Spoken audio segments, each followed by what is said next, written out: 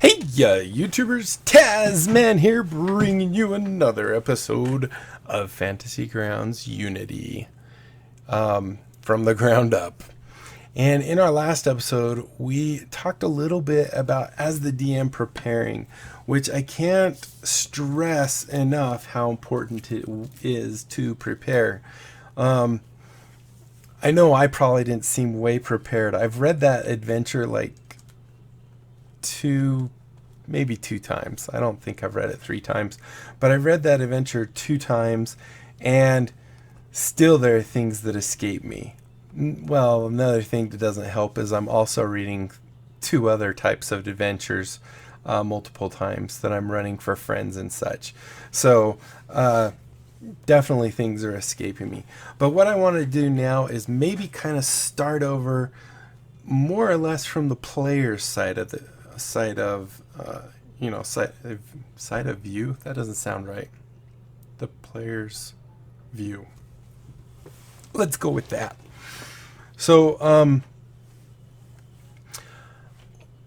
so we're gonna start back. We're actually going to begin with saying our adventurers are currently in Waterdeep. They've actually accomplished a few. They've done some adventures and quests and such here in Waterdeep, and they are retiring for the night. They're at the inn where they've been staying for the past couple of weeks, as they've been here for that long, and it's been hit or miss as far as opportunities to go on adventures and do quests and such. So they each retire to their room for the night, and as they lay in their bed drifting off, Josette kind of goes into a trance, and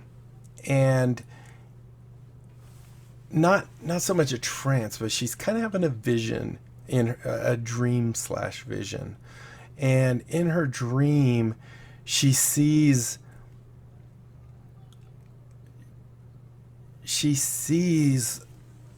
this little hamlet or this little town, and inside the town there's a whole bunch of business going on in the town center.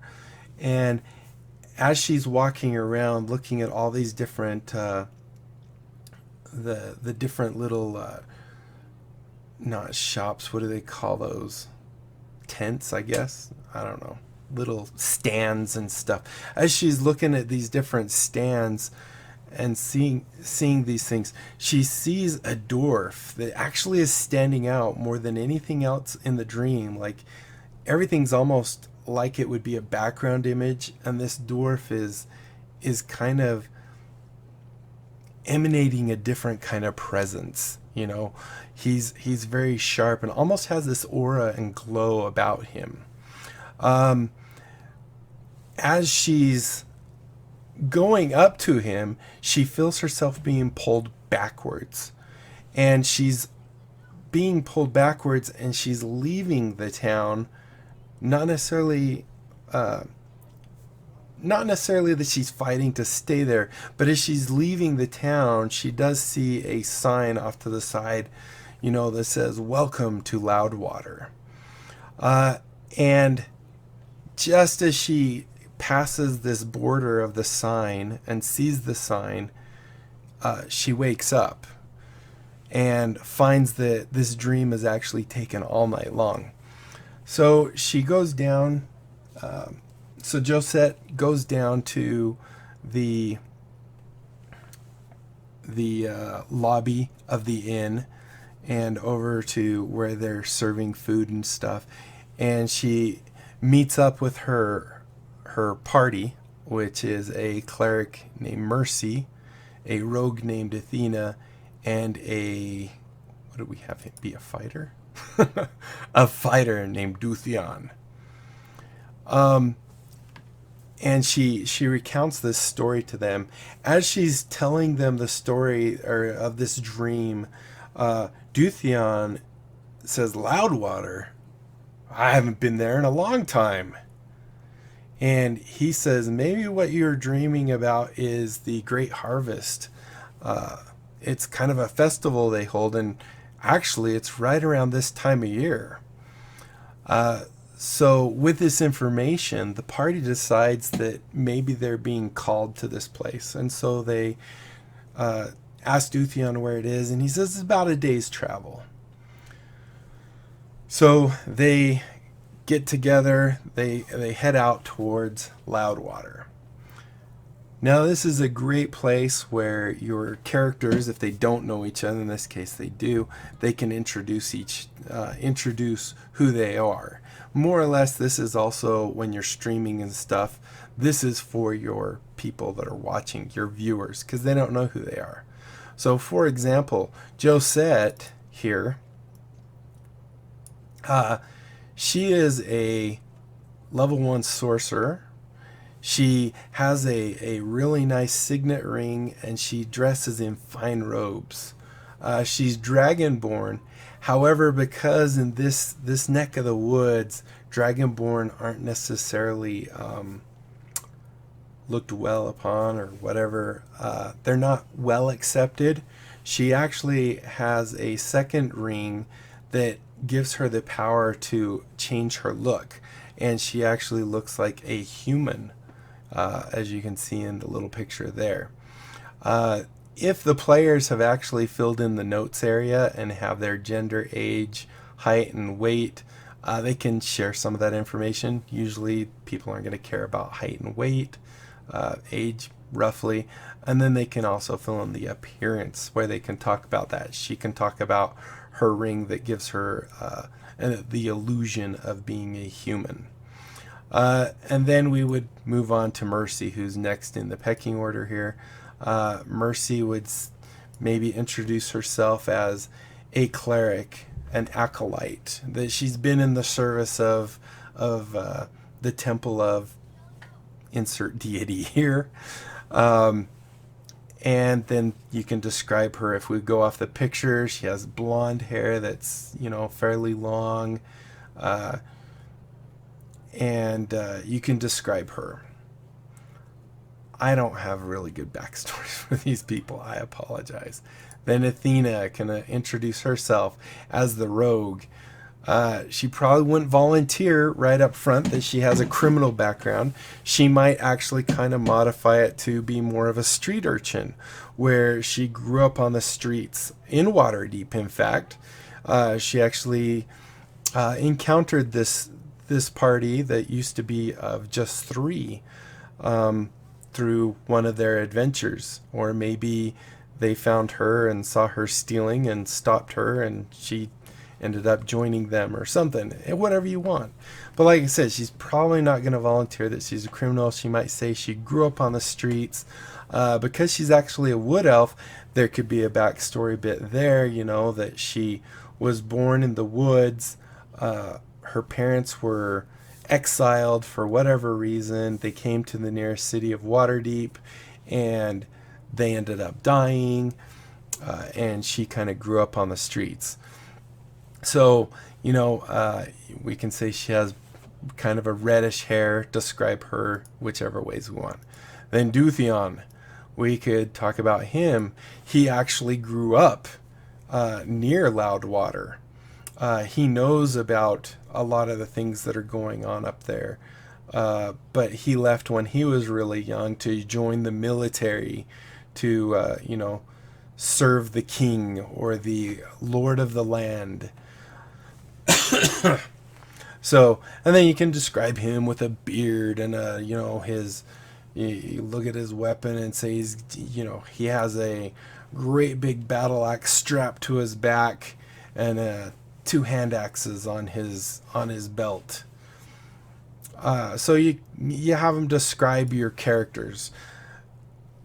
Like I said, if it's players that haven't already played with these characters, then this helps them understand who their additional party members are, who their fellow party members are. If you're streaming, this helps the people on your stream actually be able to kind of start identifying and bonding with the individual characters. So this is always a good time to do that. You could say they break for lunch. They eat, and then they head out again. At any time, you can throw in a random encounter, see if they actually find anything, and we could even do that. We could come here to our tables, wait for it to load, and maybe come in here and say ENCOUNTER, right? So we do encounter, we get random encounter C, random encounter under C, urban, and forest. Let's just say they're kind of going through the forest right now. So we can click on this.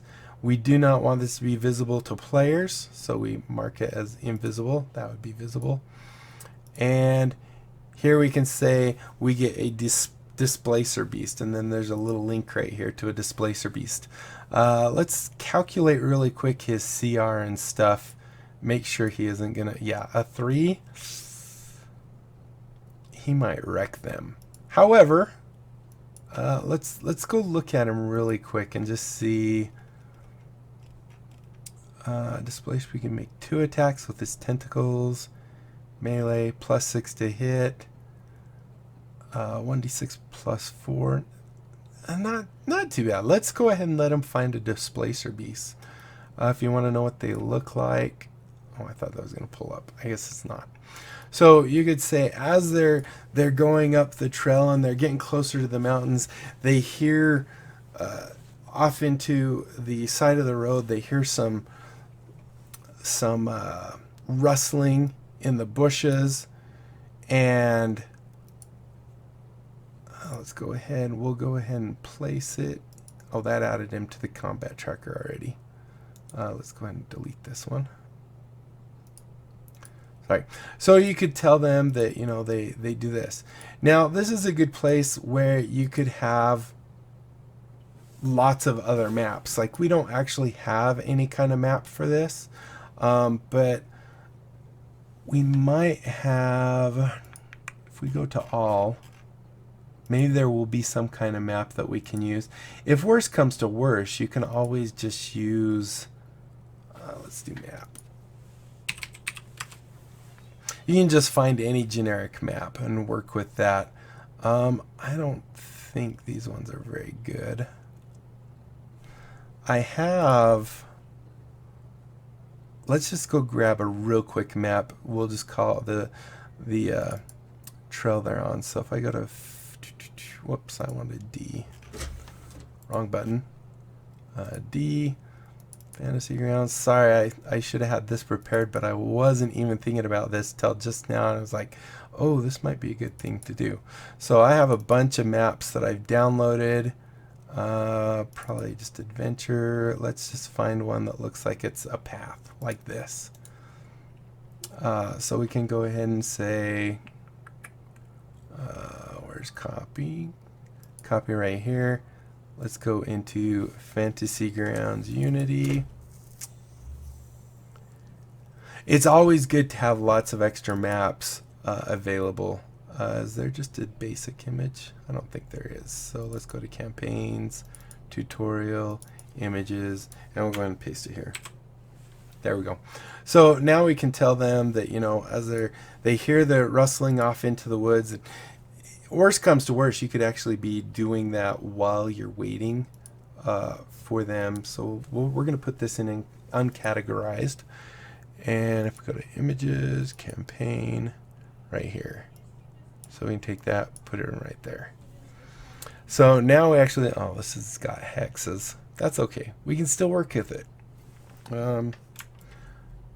So we could say that they are, oh, it's right here. We'd say that they're walking up this trail kind of thing. It's not really visible, the actual trail. It's kind of hard to see. Let's go ahead and add our players. 1, 2, 3, and 4. And then our displacer beast. He's pretty big. So now we can go in here and we can say they're coming right here. We'll just leave it hex, which is not too big of a deal. This is where it's always good to have the marching order. So if we went and said, oh yeah, by the way, as you head out, what would your marching order be? We can lock that so we don't have that anymore. Close that one. And party sheet. There we go. So let's say their marching order, for example, they would probably stick Dutheon up front. Josette's a little more squishy. Maybe our rogue is up front as well, with Mercy kind of trailing. So maybe something like this, right? And then I can see that and I can quickly replicate it on our map here, which is completely the opposite of the way they say they are. So for example, we will say Mercy's in the back, and we actually have them backwards there, but kind of like that. So that works for us. And so now we can close out that. So now what we can do is we can go ahead and let's see, where would be the bushes? Maybe they're just hearing it over here in these bushes. Did I just make him visible? I don't think I did. No. All right, so we can say that they're up here and they hear something in the bushes. So now if we go right click on this and click share sheet, we can go here and we can see, now they can see the sheet, they can see themselves, and I can tell them that they are actually hearing something in that bush. Now if I want to quickly draw on the thing, I think I've gone over this before, what you can do is hold the left and right buttons will draw on a line. Holding shift in the left, right, and buttons will draw a square for area or radius. Holding control and the left and right will draw a circle, and then A or Alt and the left and right will draw a cone. So I could simply just do a circle and say right here, oops, grab the thing, right about here you're able to hear some rustling in the bush, and you'll see they actually can see that. And then I can go ahead and dismiss it. Delete, nope, not the token. Pointer, remove this. So now we have them right here, and this is always a good time to go ahead and have them roll initiative. So just to make sure, I mean, they obviously know something's going on, so telling them to roll initiative is not going to be that big of a surprise. So you have them go to their sheet, they go here where it says init, and they double click once, and this will add initiative for each person.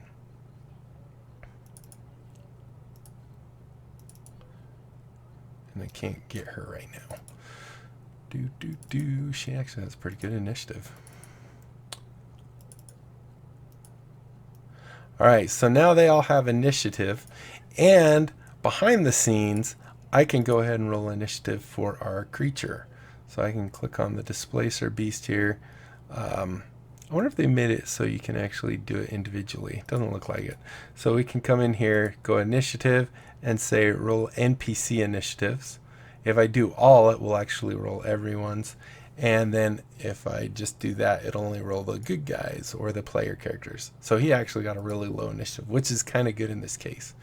So as I say they hear some rustling in the bush, Dutheon, he's going to go ahead and draw his battle axe at the ready, and he's going to move towards the sound. So we're actually going to zoom in just a little bit here, and if we double click on him, we can see that he can move 25. So if we say each of these hexes are actually 5, we could go 5, 10, 15, 20, and now he wants to roll perception. So we can double click him again. We can actually tell him to go into his skills, and we want him to roll it in the dice tower. The reason for that is we do not want him to know what he sees.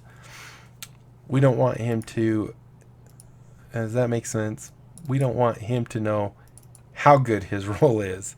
So he's going to go ahead and he's going to grab the perception, whoops, right here. He's going to take it and drag it, put it in the dice tower. So you'll see he doesn't actually get to see the value he rolls. Let's go ahead and do control real quick. Just kind of line this up a little bit.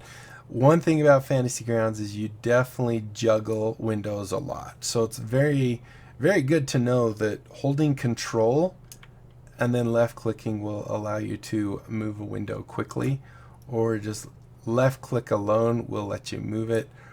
Middle click will allow you to change the inside. Right click, of course, is their context menus. So Dutheon, he rolls, and as the DM, I don't know what he sees yet. As the DM, let's go ahead and do this and then do this. We see he actually rolled an 18. So what we can say is you see a tentacle reaching out for you as you get near. And then we can go ahead and reveal our Displacer Beast. So we can come into our combat tracker and reveal. Now if he's never seen a Displacer Beast before, we can actually turn it into unidentified creature or some tentacle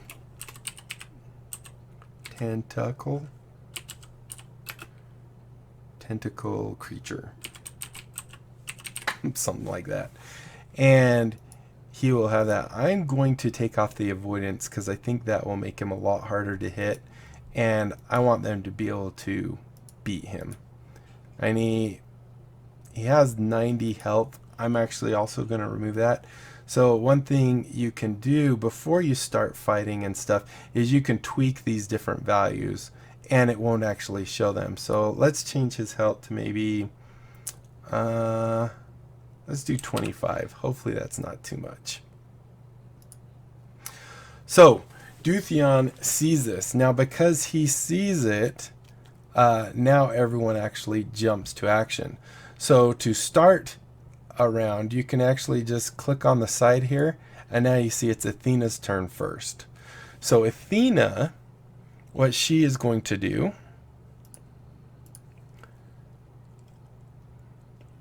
Athena is going to come up and try and stab it. So she's going to go, how many can she move? She can move 35. She can go 1, 2, that's 5, 10, 15, 20, 25. Now, she actually has Dutheon within 5 of her, so she actually gets the ability to do her sneak attack, which is kind of nice. So if we go look at Athena's thing, because she's able to do her sneak attack, first we want to roll her attack to see if she hits, because if she doesn't hit, there's no reason in adding sneak attack to her. So she's going to go ahead and target. Now there's a couple ways you can do this. One we've talked about many times is you can, now it's her, I can control click on that guy, and then all I have to do is click on this in here. If you don't want to do that, the other way you can do it is if it's not targeted and you don't want to target it specifically, you can actually just drag the dice and drop it on top of the token. Sometimes it doesn't actually land on the token because you're just like a little off or something. But if we do that, you'll see that she got a 15 plus her 6, which is a 19. That's not right. Oh no, I mean 13 plus her 6. I'm so used to reading up there as the numbers they roll. So 13 plus her 6, which is 19. Yes, that's where it is. So it's a hit. Now she gets to do her sneak attack. So here we would come here and we would go ahead, switch this to effect. She's going to put sneak attack on herself. And you'll see that it lasts for it lasts till the end of a roll. So now when she does her damage, it will actually do the additional damage. So there's the sneak attack. So she does 12 damage to it. And you'll notice that it... Oh, you know what we did? We didn't do the damage to it. So this is why you want to target it. We actually did damage to nothing. We could actually damage it. I was just trying to show you. We could actually damage it this way. Oh, but now we don't have sneak attack. I'm going to actually give it 30 health. Oh, I can't give it 30 health here. This is where it's hard to do. I'm going to give it 30 health and set that back to 0 because I want people to get a chance to hit it and stuff. So let's go back now again. Come back in here. So Athena, she hits it. Now what we're going to do is we're going to actually do the sneak attack again. We're going to go ahead and drop the dice on it. The other thing we can do is we can actually drop the dice on its line up here. And actually that did not work right. Well, actually it did, but it didn't do the sneak attack. All right, hold on. Why didn't it do the sneak attack? Did I click it? Oh, maybe I didn't click it. Take 7. Okay. So let's make sure she has the sneak attack. See, it didn't put it on her that time. Is this set to self? Oh. All right, let's just do it this way then. Drag it. There we go. I'm not sure why it didn't. Oh, was I clicking? I was clicking this one, not this one, right? Yes, that's exactly what I was doing. Helps to click the right one. Okay, so now what we could do is actually go ahead and hit it. And we can actually do it here. We can drag it here. Or if we have it targeted, we can actually do it there. Let's go ahead and just do it here. And then I'm going to show you some other things. Let's do it here, actually. So there we go. Now it worked right. It took 14 damage. You can see it's hurting considerably. So that will be the end of Athena's turn. So now it's Josette's turn. And Josette, her actions, she is going to... she's going to target it. Now I want to show you some other ways of targeting too. So one is you can control click, which we already know, right? The other way is... oh, actually, I guess that's GM only. The other way the GM can target for a person is, for example, Josette here can target him by clicking on this little target icon, dragging it there, or, well, I can't see that one. So if I drag it there, you can see that it's targeting the creature. Or you could also drag it as the GM to the token, and you'll see it also targets it. And when we come in here, you'll see that it shows it is targeted, the tentacle creature. So she's targeting the creature from back there, and she is going to cast... I think I might need to give this thing more health, just so they can each get a chance to fight it. So let's go ahead and give it some more health, because, wow, we've already taken it halfway. Let's put it to, say, 60. There we go. All right, so so Josette's going to go ahead. She targeted it, and now she doesn't have to do anything else. She's going to cast Witch Bolt. So if we want to look at Witch Bolt real quick, we can see it's one action. It's 30 feet. Is she 30 feet from it? She's 35. So she actually has to move forward a little bit first to be within 30 feet. We can go ahead and close out her and close out him, and of course, there we go. Got to keep these where I can see them. So let's go check it again. So 30 feet, 1d12 takes damage. All right, so you do it as an attack. So we're going to go ahead and roll the attack, and you will see that she actually misses. So she doesn't get to do the lightning effect or the witch bolt effect on herself. So she actually missed. That will be the end of her turn. She moved. If she wanted, she could move further forward, but as a squishy mob, squishy player, she's not going to do that. Next we have Mercy. Mercy's up. She's going to go ahead and close the distance a little bit here. She's going to go ahead and target it, and you see she's 15 feet. So she is going to use her crossbow. So if we click on her, first thing we want to do, and by the way, is this the one? Another comment I got was that isn't it just as easy to go click in inventory, find your shield,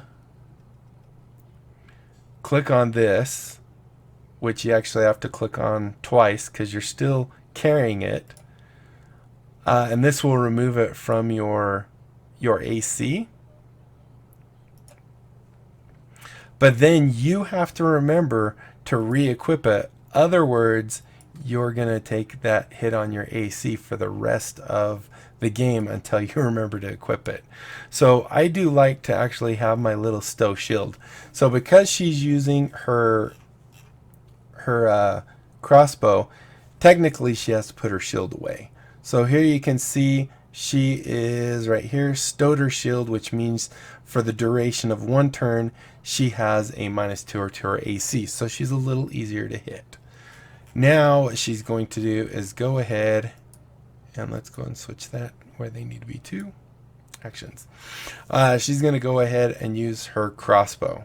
So we have it targeted, so we're going to go ahead and double click. And an 8. Ooh, a 12 misses. So no dice there. And that will be her turn then. Next we have Dutheon. Dutheon is going to go ahead and use two hands. He's going to grab his axe with two hands and he's going to swing in, which because it's versatile, the two hand means he's using it versatile. So instead of a 1d8, he gets 1d10 damage. So first of all, let's have him go ahead and target the creature. And he's going to go ahead and swing versatile style. Oh, not good. So here you can actually see in the thing it is mentioning versatile. We could change that to two hand if we wanted, or just leave it as is. Okay, so looks like Dutheon missed. He's going to stand his ground because he's kind of the tank of the party. Now it is Mr. Tentacle Creature's turn. So we need to go back to the DM side because we can't control them. So with the creatures, you get the opportunity of doing the different attacks and stuff from here. He gets a multi-attack, which actually could prove terribly bad. Oh, I didn't see that plus. Oh, that's maybe not good. That's okay. We're still going to take it out. Dutheon might go down for the count. So he is going to go ahead and target Dutheon. And now you can see he's targeting. He's going to go ahead and attack. And as the DM, you can simply just click these. If you really want, you can also come into the character sheet and click them down here. It's your call. But they are going to go ahead. It's going to go ahead and swing at Dutheon. Hopefully miss. A 7. Good job. It missed. So that will be its turn. Although, you know what? I kind of want it to hit. So let's try again. Well, it gets multi-attack. So it gets 2 hits. Ooh! That is not good. It just got a crit hit. So nasty bit of business. Reroll all 1s and 2s and 3s on damage rolls for this attack. So this means if I roll a 1, 2, or 3 on any of these damage rolls, I get to re-roll those. I think Dutheon's going down, to tell you the truth, because 1d6 plus 4 and 1d6 is going to take him down, I think. Let's check. Oh my gosh. We actually technically would re-roll those 1s and the 3s. That's okay. So Dutheon is down for the count. He got smacked really hard. When I was looking at this thing, I thought these were 2 different attacks, and I was like, oh, that's not terrible. All right, so that's the end of its turn. Dutheon down for the count. You'll notice that it actually reshuffled, and I don't know if I have it turned on or not. Did Dutheon automatically roll for a death save? No, I have it turned off. So now that Dutheon is down for the count, and it's his turn, he needs to roll a death save, his first death save. So we come to the front page, we click on this die right here. You only have to click it once. He got a fail. So you can see here it marked his first failure. I'm not too worried because she can heal him. Okay, so that is his turn. That's not something I expected. Oh boy, Athena might go down also. This is not good. All right. It is the creature's turn. So the creature turns his gaze from Dutheon to Athena, and it hisses and snarls as its tentacles whipping on its back kind of come and swipe at her. If we were a higher level, we could do evasion or whatever it's called. But unfortunately, she can't. So now he's targeting her. He's going to go ahead and try and hit. And... oh, miss. Thank you. So it misses Athena. Technically, it has a second attack. Please miss. Oh, miss. Beautiful. Whew. Okay. So it misses Athena on its second attack as well. Alright, so that is the end of its turn. It's not really going to move anywhere. So now it's Josette's turn. You can see she still has the creature targeted. Let's go ahead and close that. And let's go back over to the player screen. So Josette still has the creature targeted. She is going to... oh, the one thing we didn't do. So spells do not automatically check off, and the reason for that is because what if I wanted to upcast this? It would have no idea that I'm upcasting it to second level. So it's your own responsibility to make sure you check that off. So she is going to go ahead and try... which one was Chaos Bolt? Actually, you know what she's going to do? Oh no, she's not a... I was thinking she was a Warlock. I was going to say she's going to Eldritch Blast it.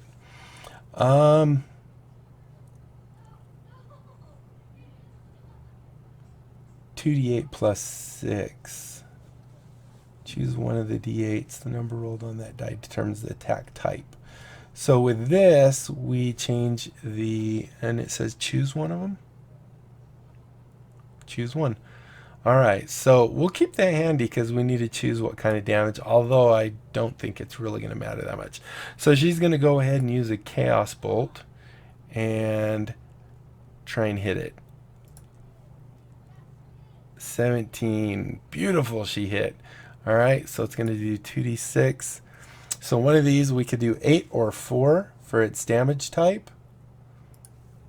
And Thunder or Force. We're going to say it was Force. So this is something you could go and modify it. It looks like the creature is wounded pretty bad. But I kind of want it to be dead now. I was hoping... oh, Athena still gets a turn, so maybe she'll finish it off. Although she doesn't get her sneak attack because he is unconscious.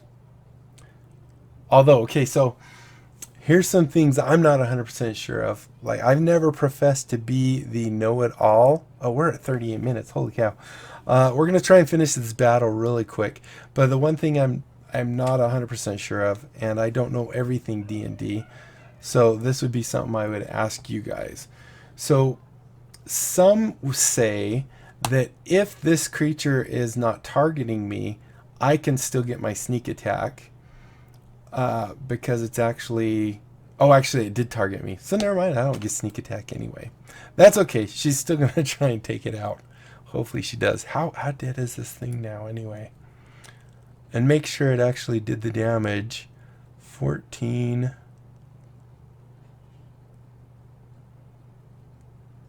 Magic damage. So it did 14 to tentacle creature. So it should have done it. Let's just double check and make sure it did.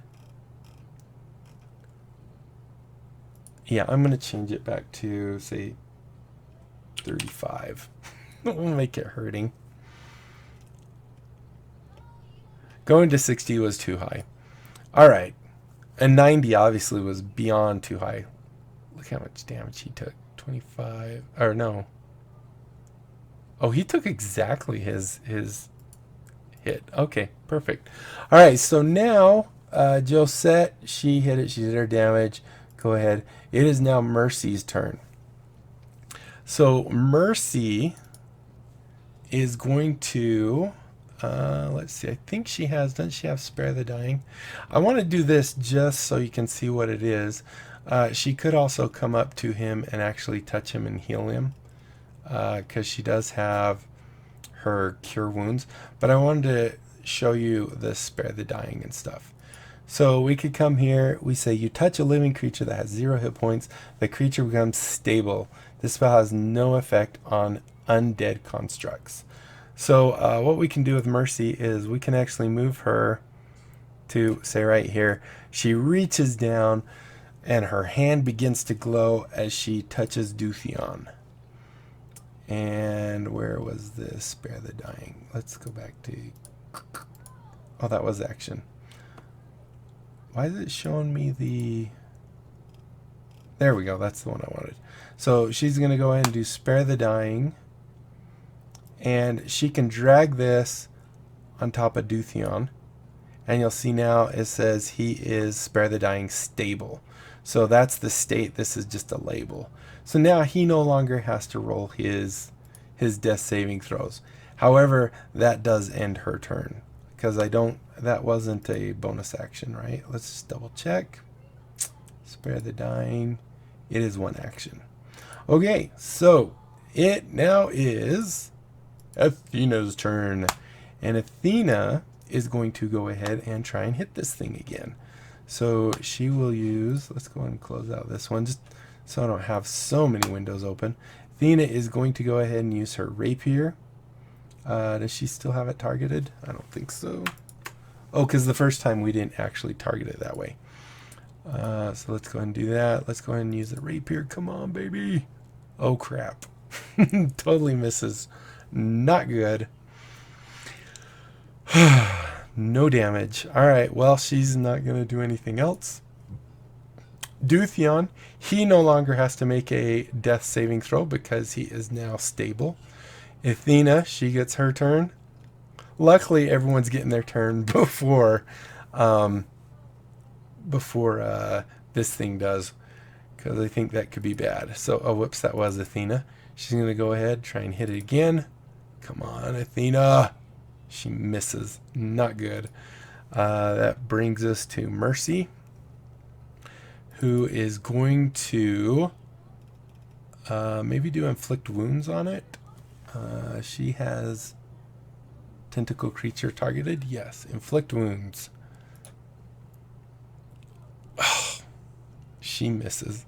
This is not good. What is the AC on this thing anyway? These are things I should have really checked. Its AC is 13. That's not too bad. I mean, we're just doing really bad rolls. She almost hit. Okay, that leaves us with, go back, with good old Josette. Come on, Josette, finish this thing off, girl. You can do this. So Josette's going to go. She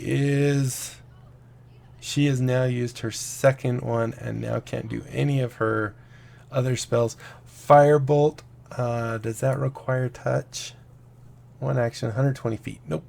Alright, so she is going to firebolt it. Oh, whoops. We'll only do...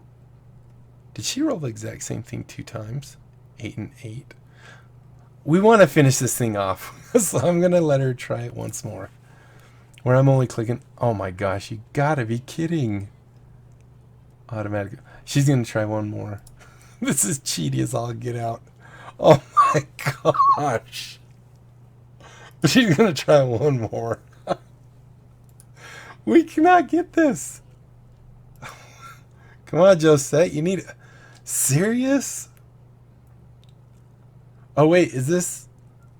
Am I rolling for Dutheon? No, I'm rolling for Josette. Josette's attacking. Josette cannot hit worth anything. Come on, try once more. Oh my gosh, you gotta be kidding. The daylight spell is in effect for 1d4 rounds, emanating from the target. Let's try poison spray. I was really hoping it would be dead. Okay, so here we can see that the target, she got the poison spray. You can see it failed its DC. Or no, it passed it, which means it takes half damage, I believe, right? If not, I just want this thing to hurry and die. 2, so it takes 2. Josette, we're just giving you another hit. Oh my gosh. Here, can you hit it with a crossbow? Yes. Okay. 5. Okay, finally! The creature is dying. And there's a reason I wanted to hurry and kill this one. And I'm not too concerned that we just did some mega cheating, because I wanted to show some things that we can do here. Or at least I believe we can do. I guess we'll find out. So now the creature's dead. Mercy can go ahead. He's revived. He's just at 0 HP. So she can cast her thing. She can also, he can force feed him a bottle of a healing potion. So Mercy is going to go ahead. Now, she did do a spell, didn't she? That was a level spell. She did inflict wounds, which was 1. Did she do... I think that's all she did. Her first one was a... So she's going to go ahead and do a cure wounds. And we don't want her to cure the creature. So it's important when you know you're going to be healing something, uncheck the creature, check who you're going to be healing, whether it's yourself or someone else. So she could do cure wounds, or I think inflict wounds. Did I not? Did we not give her like healing word? Or is that the weaker one? Let me double check something. 1d8. We'll just do cure wounds. Alright, so she's going to go ahead and cast that on him. Dutheon is now up and available. We can end combat here. We can actually say it ended. It went 2 rounds. Now what we can do is...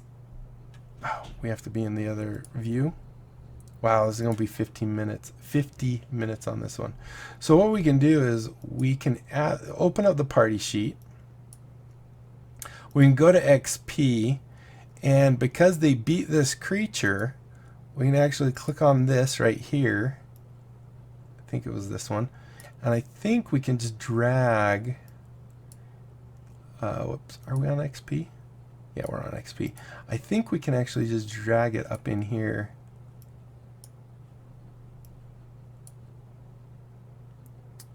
Maybe we can't. I thought we could and it would just do that. But what you'd want to do here is go ahead really quick and add an X. Oh, this is XP for encounters. This would be an encounter. So we would quickly, we could just add it in here. Drop complete encounters here, right click. Oh, we closed the encounter, didn't we? So you want to keep that encounter open because remember we did a random one. And we would want to drag it in there. So if we come back to our tables real quick, go to the urban encounter. Which one was it? Oh, it wasn't urban, sorry. Go to forest encounter. Oh, it's Sylvan Forest too. So we had a displacer beast. So what you'd want to do then is just drag that right into here. And now you see they get 700 XP that will be divvied out between them. If you want, you can go ahead, because the encounter is over, the displacer beast is dead. You can actually go ahead and award that by clicking award, and you'll see this little dot right here will change, and you'll see that everyone got 175 XP. So it does the best it can to divvy it out between all of them evenly. And then what they can do here is they can actually say, well, Dutheon, he doesn't necessarily want to he doesn't want to use his healing potion. What he's going to do as a fighter, he's going to go ahead and use, I think he has second wind. So he can do that, and I believe that's automatically self. Yep. So he's going to use his second wind, which will take that off. That gave him 6 more HP. And is he all the way? No, he still has 5.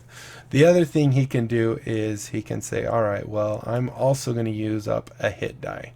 So if we double click that, you'll see, oh, 8 more. Now he's fully healed, but he's used his hit die. So now our party is all healed up. You can continue on, and I think that's where we're going to end it right here. I just wanted to show you those couple things on how she would heal him, stabilize him, how you can add the combat, because you want to keep track of all combat they do, especially these encounters. It's really easy with ones that are in the actual thing that aren't random, because you just drag those from here into there. But for the random ones, even though we didn't do it, it's a good idea to actually add those. And I noticed one thing also here. So thank you guys so much for watching. I do hope you enjoyed. If you did, be sure to leave a thumbs up down below. Aside from that, comment, like, and subscribe. Follow me on Twitter. Check out my Discord and my other channels. And don't forget about my great big game giveaway. When I hit 1,000 subs, I'm giving away 57 Steam games. That averages out to be 1 out of every 20 subs will get a game. On top of that, I'm actually giving away, he's already done. I'm also giving away a copy of Fantasy Grounds Standard Classic Edition, not Unity. No, it's not Unity. And some lucky player will actually get, sub will actually get that. So I think that's it. Make sure you click the little notification bell. I don't think I said that because I always forget. And until next time, I'll be seeing you later. Bye.